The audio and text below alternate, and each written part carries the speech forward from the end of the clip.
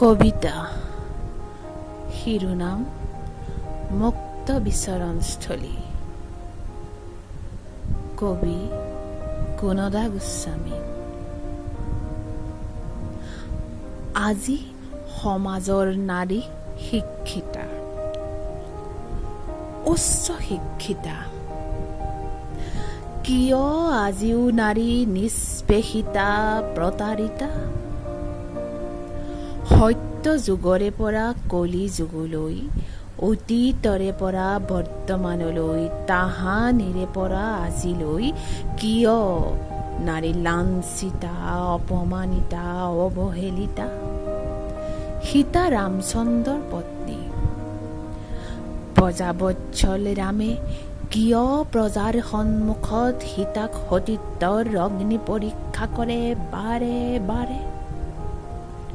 যাৰ পৰিণতিত স্বাভিমানী সীতাই বহুমতী মাতৃৰ আশ্ৰয় লোৱাৰ সিদ্ধান্ত ল'লে, আৰু মহাকবি বাল্মীকিয়ে লক্ষ্মণৰ পত্নী উৰ্মিলাৰ জীৱন কাহিনী ৰামায়ণত অৱতৰণাই নকৰিলে। 14টা বছৰ লক্ষ্মণহীনা, স্বামীহীনা উৰ্মিলাই উপেক্ষিতা হৈ কটালে। আৰু মহাভাৰতৰ পঞ্চসতী দ্ৰুপদী বহু নামৰ অধিকাৰী।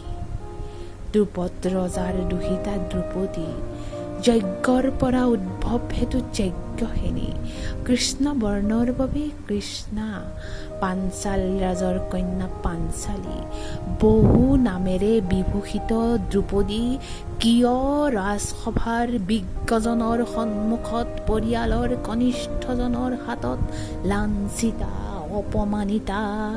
কিয় কিয়? আৰু আজি নাৰী নামৰ শিশু কন্যা, মাতৃ, যুৱতী যৌতুক।